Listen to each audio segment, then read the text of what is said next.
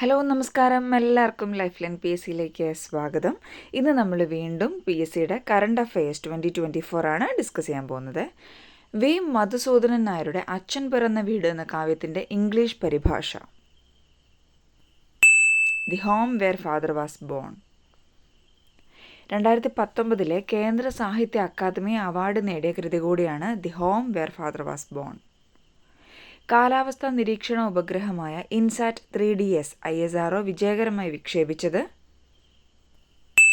2024 ഫെബ്രുവരി 17. അടുത്തിടെ മലബാർ ബൊട്ടാണിക്കൽ ഗാർഡനിൽ നിന്ന് കണ്ടെത്തിയ കടന്നൽ കോണോബ്രഗ്മ MBG. കാസർഗോഡ് കേന്ദ്ര സർവകലാശാലയുടെ പുതിയ ആസ്ഥാന മന്ദിരം ആരുടെ പേരിലാണ് നാമകരണം ചെയ്തിട്ടുള്ളത്?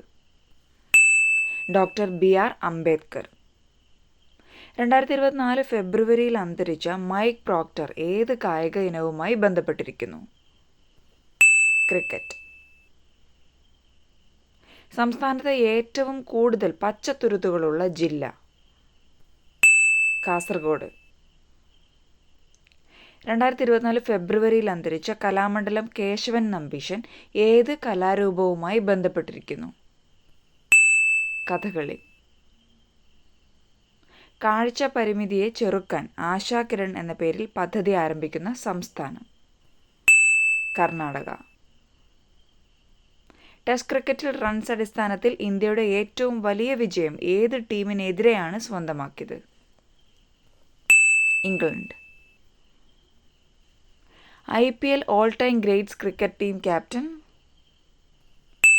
Mahendra Singh Dhoni.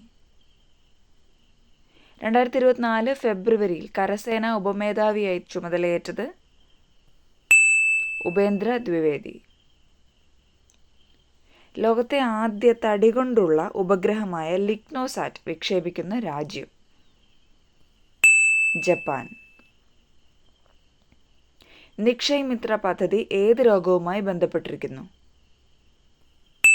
ക്ഷയരോഗം.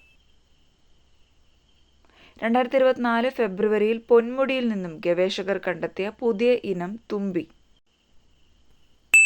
പാറമുത്തൻ മുളവാലൻ. 2024 Asian team badminton ചാമ്പ്യൻഷിപ്പിൽ വനിതാ വിഭാഗം കിരീടം നേടിയത്? ഇന്ത്യ. ഫൈനലിൽ തായ്ലൻഡിനെയാണ് പരാജയപ്പെടുത്തിയത്. സംസ്ഥാനത്ത് ഏറ്റവും കുറവ് പച്ചത്തുരുത്തുകളുള്ള ജില്ല? വയനാട്.